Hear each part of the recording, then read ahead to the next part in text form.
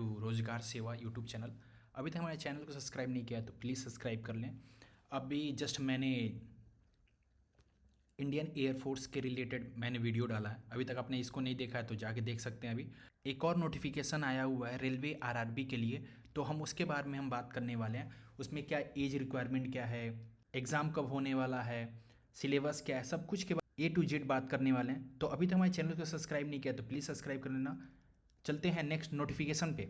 यहाँ पे देख सकते हैं ये नोटिफिकेशन आया हुआ है रेलवे रिक्वायरमेंट बोर्ड के लिए।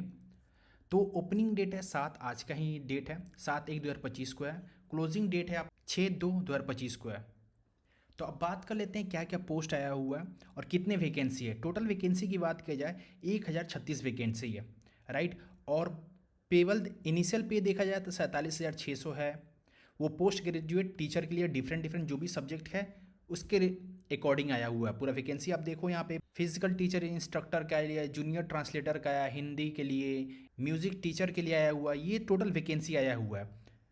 तो अब हम डिटेल में बात करेंगे कि सिलेबस क्या है इसका, एग्ज़ाम फीस क्या है, एज लिमिट क्या है।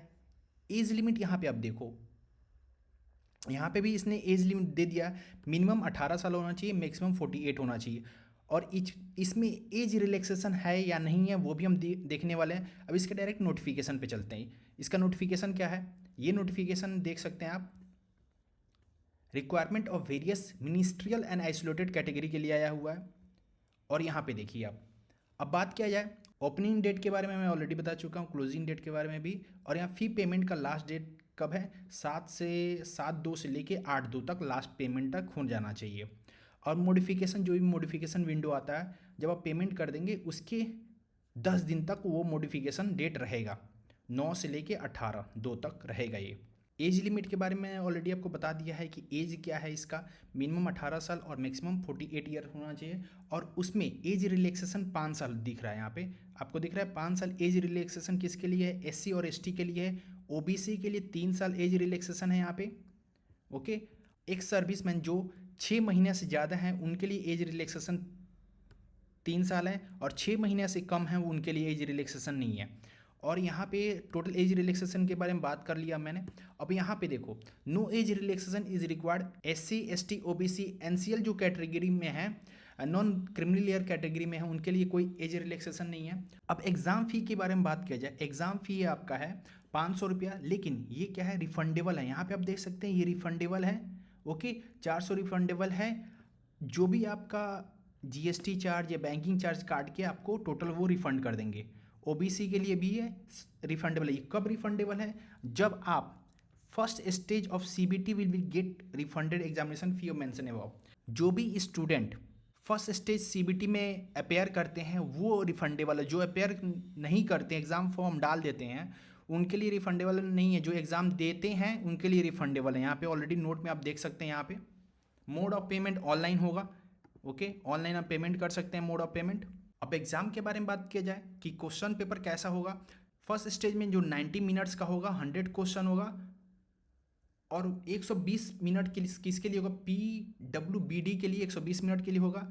और यहाँ पे सब्जेक्ट वाइज कैटेगरी वाइज देखा जाए क्वेश्चन डिवाइड किया गया है। प्रोफेशनल एबिलिटी, जो भी आप मान लीजिए म्यूजिक टीचर के लिए डालते हैं, इंग्लिश टीचर के लिए डालते हैं, उसके रिलेटेड जो प्रोफेशनल एबिलिटी है ना वो आएगा 50 नंबर का आपका। अब जैसे साइंस टीचर के लिए डालते हैं तो साइंस में केमिस्ट्री के लिए डालते हैं आप, तो केमिस्ट्री के लिए 50 नंबर का आपका क्वेश्चन ही यहाँ पे आएगा। और बाकी जनरल अवेयरनेस 15 नंबर का हुआ, general intelligence and reasoning 15 number का हुआ, मैथमेटिक्स 10 नंबर का हुआ, general science 10 number, total question 100 number का आएगा। और यहाँ पे निगेटिव मार्किंग यहाँ पे देख सकते हैं 1/3 निगेटिव मार्किंग है। मैथ का यहाँ पे सिलेबस आपका ऑलरेडी दिया हुआ है, सिलेबस ये दिया हुआ है। ये basically general science of physics, math and science, life science के जो है वो 10th स्टैंडर्ड सीबीएसई का जो भी 10th स्टैंडर्ड का होगा उसके रिलेटेड ये क्वेश्चन आएगा। और जनरल अवेयरनेस आपने देख लिया, जनरल इंटेलिजेंस एंड रीजनिंग का भी यहाँ पे देख लिया, कोडिंग डिकोडिंग है। ये टोटल आपका जनरल इंटेलिजेंस रीजनिंग का ये सिलेबस दिया हुआ है, ओके। अब कुछ बात कर लेते हैं स्पेसिफिकेशन और सिग्नेचर के बारे में। यहाँ पे दिया हुआ कैसे आपको सिग्नेचर करके उसमें सबमिट करना है। बात की एप्लीकेशन के बारे में, आपका सिग्नेचर कैसे होना चाहिए, सिग्नेचर होना चाहिए white paper with black ink pen only. Black बोला गया, ब्लैक, ये ना कि ब्लू से आपने सिग्नेचर कर दिया है, वो नहीं होना चाहिए। ब्लैक इंक से सिग्नेचर होना चाहिए, यहाँ पे ऑलरेडी मेंशन कर दिया गया है, ब्लैक से और वाइट पेपर पे। और यहाँ पे रनिंग लेटर में होना चाहिए सिग्नेचर आपका, रनिंग लेटर पे होना चाहिए, नॉट इन ब्लॉक में होना चाहिए, कैपिटल लेटर नहीं होना चाहिए, और ये जेपीजी फॉर्मेट का होना चाहिए। और इसका साइज जो होता है, साइज 30 KB से लेके 70 KB के बीच में होना चाहिए। फॉर्म का मॉडिफिकेशन ऑफ अप्लीकेशन क्या है, कुछ मॉडिफाई करना चाहते हैं, यहाँ पे ऑलरेडी इन्होंने बता दिया है कि लाइक हमें कैटेगरी आपको चेंज करना है, ठीक है, SC से ST जाना है, तो आपके लिए अलग से आपको क्या करना होगा, इंक्लूडिंग आपको क्या क्रिएट अकाउंट फॉर्म क्रिएट करना होगा, जिसमें इंक्लूड आपका मोबाइल नंबर और ईमेल आईडी होगा। उसमें आपको सेलेक्ट करना होगा RRB। उसके बाद आपको 250 रुपया पे करना होगा, जो नॉन रिफंडेबल होगा। और यहाँ पे सारे इन्होंने फॉर्मेट दे रखा है टोटल A to Z कि OBC NCL सर्टिफिकेट कैसा होना चाहिए। यहाँ पे आप देख सकते हो OBC NCL कैंडिडेट का सेल्फ डिक्लेरेशन कैसे होना चाहिए, यहाँ पे इन्होंने सर्टिफिकेट दे रखा है। उसके अकॉर्डिंग आप डाउनलोड करके सेल्फ अटेस्ट करके सबमिट कर सकते हैं।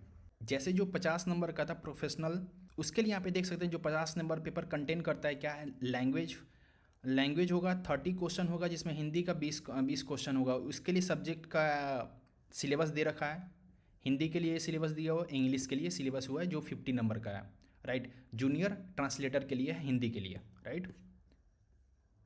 और यहाँ पे स्टाफ एंड वेलफेयर इंस्पेक्टर के लिए टोटल ये डिटेल दे रखा है, ये सिलेबस दे रखा है। इंडस्ट्रियल रिलेशन क्या होगा, यहाँ पे आप देख सकते हैं टोटल सिलेबस दे रखा है, ओके। और अभी तक हमारे चैनल को सब्सक्राइब नहीं किया तो प्लीज़ सब्सक्राइब कर लें। और thanks for watching this video. मिलते हैं नेक्स्ट जॉब नोटिफिकेशन के साथ, तब तक thanks for watching this video. Again please subscribe, like, share and subscribe करें जरूर। Thank you.